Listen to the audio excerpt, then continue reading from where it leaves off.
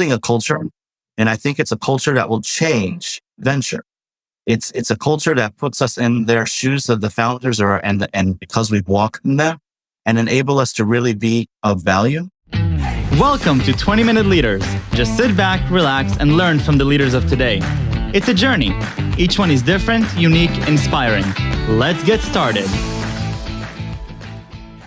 20-Minute Leaders is a proud supporter of Make-A-Wish Israel and Tech to Peace, and is in proud collaboration with Secret Chord Ventures, J Ventures, Riverside FM, Fusion VC, Birthright Excel, J Impact, Leap, Google for Startups, and Hippo, and in media partnership with CTech. Hello and welcome to 20-Minute Leaders. Today we're going to be talking to Aaron Zucker, founder and managing partner at Sapir Venture Partners, a pre-seed and seed stage fund investing in Israeli founders in Israel and in the US who are commercializing deep tech. Sapir operates through a mentorship-driven model, where the diligence process essentially builds a relationship that allows Sapir Venture Partners to add meaningful value beyond capital as these new ventures create foundations for long-term growth. Before founding Sapir Venture Partners, Aaron was a serial founder, launching and building startups in Israel and in the US. He is a recovering attorney, just like everyone else is in Israel, with an LLB from Hebrew University in Jerusalem and holds an MBA from MIT Sloan, where he also completed the entrepreneurship and innovation track. He is also the executive director of MassChallenge Israel. MassChallenge Israel is the largest accelerator program in Israel that does not take any equity from founders. They are a non-profit organization with a global footprint, working with over 3,300 experts who mentor and judge the companies in their core accelerator competition. MassChallenge Israel is based in Jerusalem. From there, they have accelerated over 300 new ventures who have gone on to raise over $1 billion. Gonna have such a great time over these 20 minutes, 20 short minutes, but they're gonna be very meaningful. Your journey is such an awesome and inspiring one for so many different capacities, from an entrepreneurial capacity, from a mentorship capacity, investing capacity, volunteering, academia, so many different things to touch upon. It's very evident through also the bio that we just read to the audience listening here that you're taking part in so many different passion projects that are also very much in line with the business world. And so I'd love for you to help me just connect the dots a little bit, and we'll start there. Connect the dots for me throughout your career. What's been guiding you? What are really some of the big stepping stones that you've identified as meaningful to your own sort of personality, your own leadership? Let's start from there, and then we'll dive into some of the more concrete items. So that's a really good question to start with, right? Because now that you kind of got a glimpse of what I've done, there is a common thread, right? And I would say the common thread is definitely about helping people.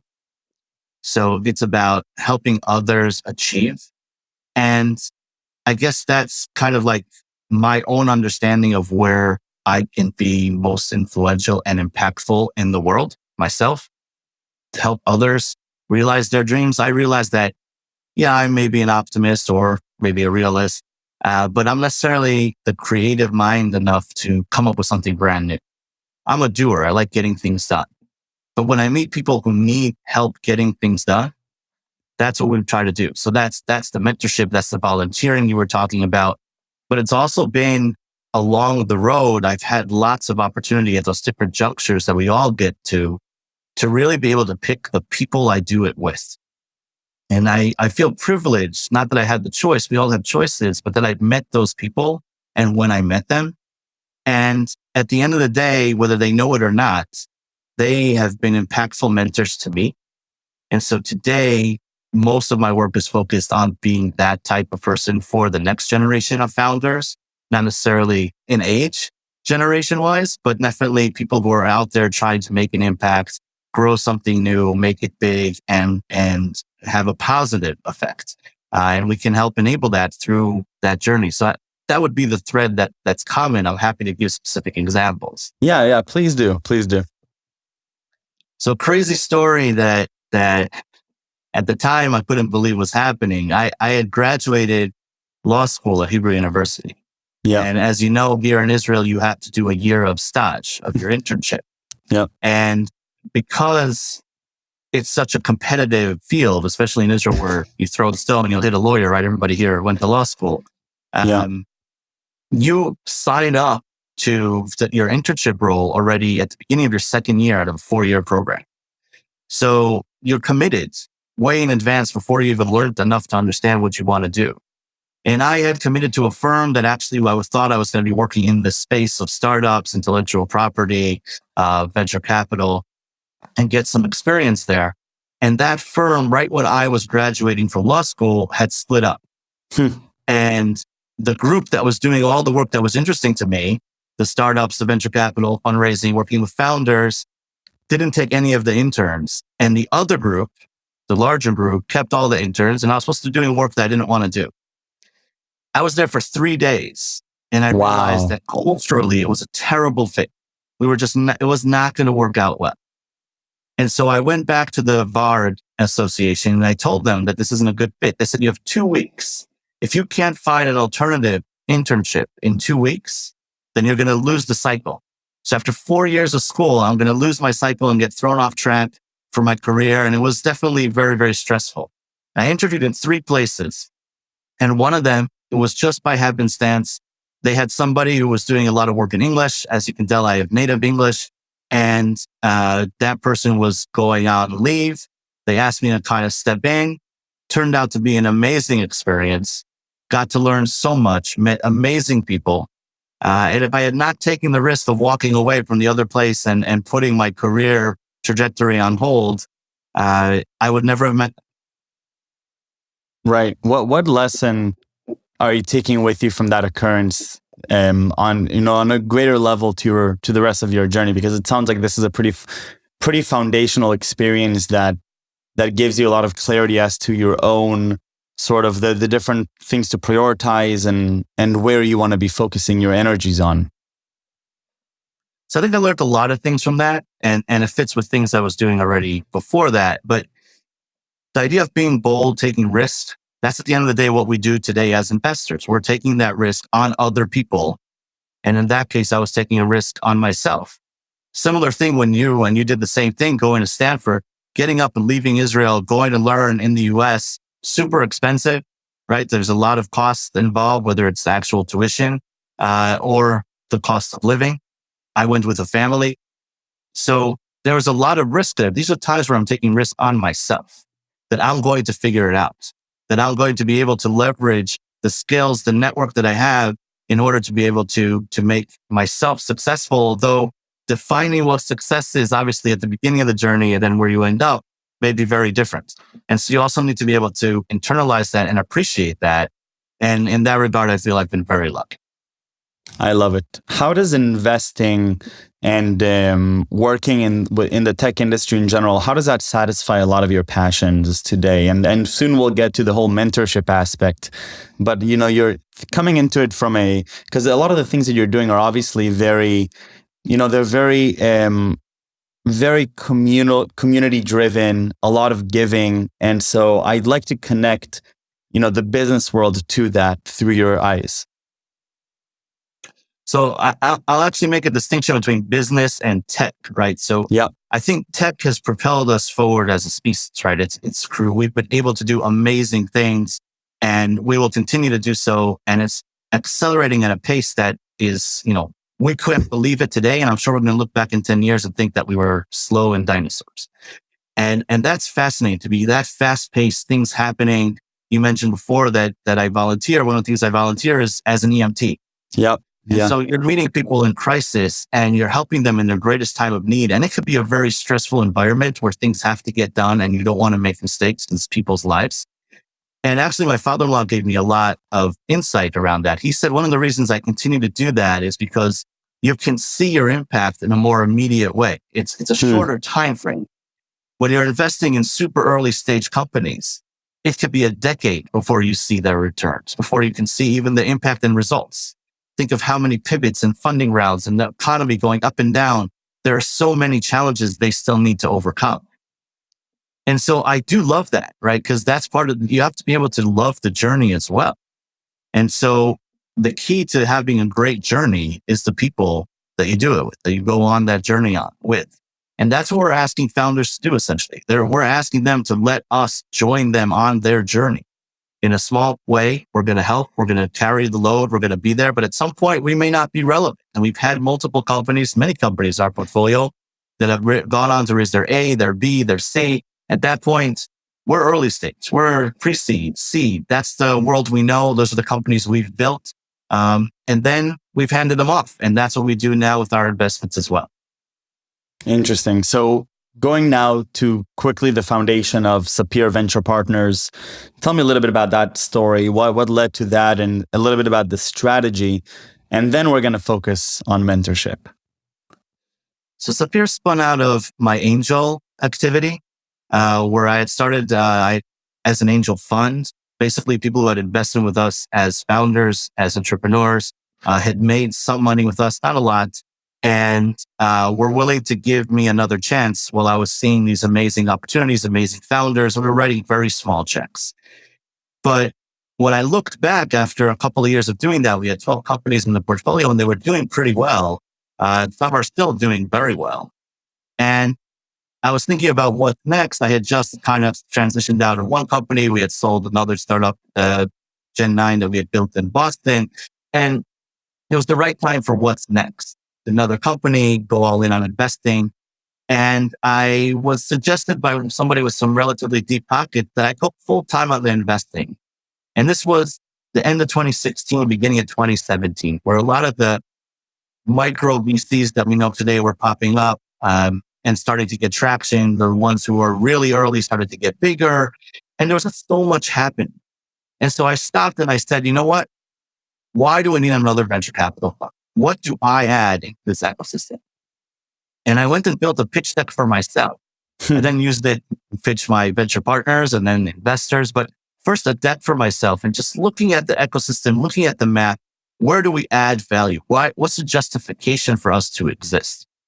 And the answer actually came to me from a very specific story.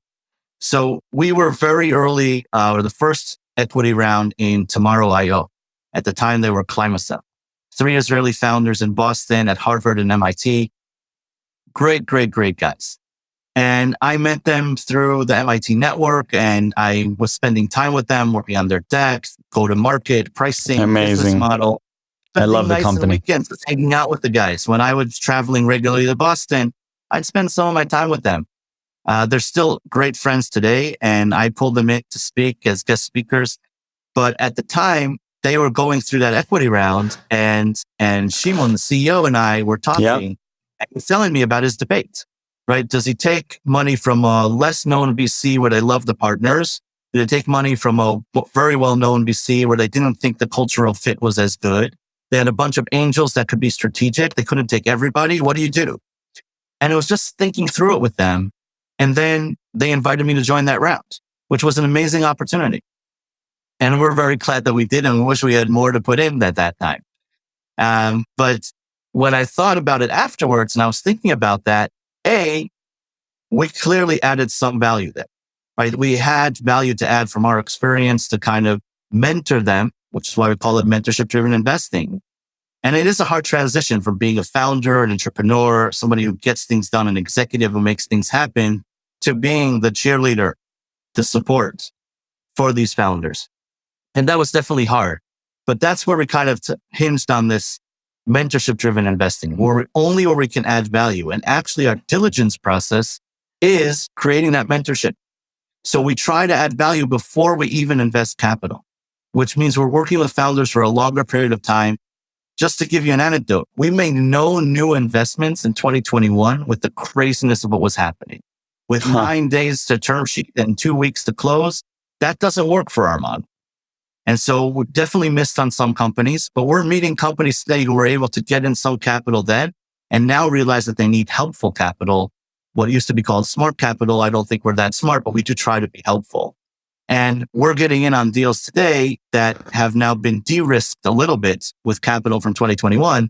And now we can invest in 2022 and build on that to work with these founders to take them to the next phase, especially in the challenging markets that we're navigating today. Wow. Okay. So tell me just a little bit about the mentorship process that you work with the founders. How do you build that trust? What does that obviously it's going to be a different process for everybody. But from an entrepreneur's perspective, when you talk to me about, potential mentorship that I could be getting as a young entrepreneur and helpful mentorship, what does that look like for me? What is the relationship that I'm going to be experiencing myself throughout, both the initial phase of getting to know each other as well as a little bit later on? So I guess there's two phases or two different paths. One is if we're the lead investor, and one if we're not the lead investor. So if we're not the lead investor, obviously we want the lead to be somebody we trust and we know. And I think we've built a nice brand in the ecosystem where we're invited into certain rounds, and then they know where we specifically can add value. And that'll be where most of our conversation is around. It could be around the tech development, around the process of spinning out of a university lab. It could be around the go-to-market. It could be about hiring. That's very specific. So we'll go in and we'll just spend time with the founders like any investor does. We'll get to know them. We'll get to see how they think. And if we'll evaluate, can we really be helpful to them, both as far as the personal connection and as far as the specific need we're being asked to contribute on. When we're the lead, which we definitely like to do, but we can't always do. When we're the lead, it's much, much a closer relationship. So with companies that we sit on boards, we speak to the CEOs, to the founders every week. We block off an hour of time and we tell them, this is your time to talk to us about whatever you want. You want to just vent, you want to talk politics, you want to tell me what's happening with your family, that's fine, because my goal there is to be a de-stressing element. Because they're CEOs, they're founders, they have a lot to juggle. And the way to build that is by getting to know how they think and for them to get to know how we think. And that takes time. And so we'll often spend a lot of time thinking about their technology development plan, their team development plan, and their financial plan. Not because we care about the details and we don't know how to build their technology and their business better than they do. It's just because that allows us to get into their minds and understand how they think, to get to understand their assumptions, challenge their assumptions, see how they respond and how we interact, right? So if we think about it, we're trying to be part of the team. And in order to have that team be effective, we need to get to that period of storming where we're not in agreement so that we can get to that norming and figure out how we will work together even when we're not in agreement. That sounds a little extreme, and it does happen, but it actually ends up being really, really powerful relationships. And I could say across 30 companies we've invested in, I feel like we've only failed at that once. Wow. I mean, at the end, a lot of the things that you were talking about, they may sound adversarial to an entrepreneur's process, but obviously they're exactly what this whole process is about. You started this conversation, you talking about the analogy of, that early stage companies, sometimes it takes a decade to see the results and you make endless pivots along the ways and you have to navigate through different market structures. We're seeing that now. And at the end, being able to live in this disagreement reality, but in a fruitful way, where a foundation of trust was built. And it sounds like you're prioritizing that foundation of trust to be a cornerstone of the due diligence process. That's what's going to allow a group of great thinkers to think together, challenge assumptions, and become better together. So I can definitely see why, this mentorship-driven investing is a big part of your own life. I mean, I would sum it up. Founder Collective, I think, said it best, and I would love to steal their tagline, but I can't. But they want to be the investors that they wish they had when they were founders. And that's definitely who we want to be. We've been in the trenches. We've had great investors. We were very lucky with some of our investors who taught us a lot, taught me personally a lot. And that's who we want to be for them. But in order to do that, if you just are all, hype and fluff and it's all good, like we saw last year, it's going to be very hard to work together in the trenches when times get tough. And times get tough. I mean, we've had multiple companies now where the founders were the ones that did not get along. And being able to come in and step in and be that third party to mitigate, to kind of realign them on the vision that brought them together in the first place and overcome whatever challenges or figure out a way to break apart amicably and move forward so that the company doesn't suffer is a valuable thing to be able to do. And not every investor can do that. Right. I mean, that makes a lot of sense. If you're looking today at the vision that you hold for yourself, for Sapir Venture Partners, for mentorship-driven investing, what is sort of the vision that you hold that you're working towards? So ultimately, it's a question we get a lot from potential LPs and LPs about how do we scale? Because we're not a fund. We believe ourselves as a firm. We're building a culture, and I think it's a culture that will change venture. It's a culture that puts us in their shoes of the founders, and because we've walked in them, and enable us to really be of value. It also means that we often invest in what I would say are underrepresented founders, right? So think about in Israel where founders are coming from. We have a big challenge. Not enough companies are getting spun out of the universities. They're coming out of the IDF elite units, intelligence units. They're coming out of other large tech companies that they spin out of and go do their own thing.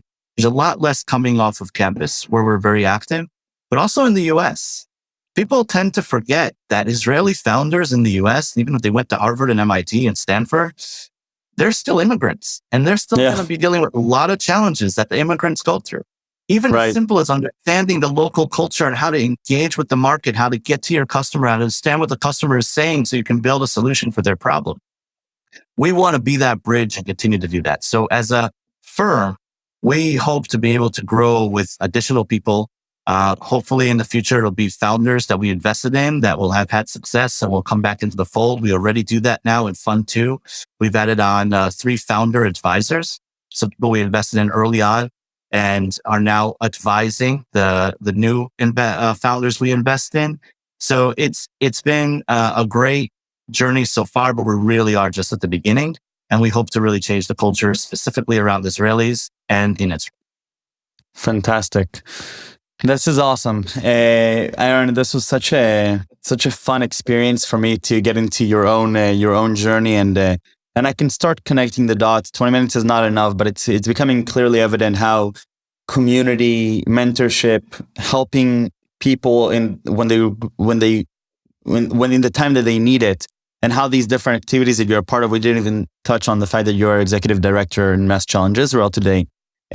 So it's all coming together. Sounds like the founders that you're backing are very lucky to have you as a part of their family. And so wishing you best of luck with Sapir as a firm with culture and creating differentiation with culture. And definitely your work with underrepresented founders, campuses, etc. So again, thank you for being here. Looking forward to sharing this, and stay safe and stay healthy. Thank you very much, Michael. This was fun. I didn't even realize 20 minutes went fast. I'm telling you, that's how it is. Thank you, Aaron.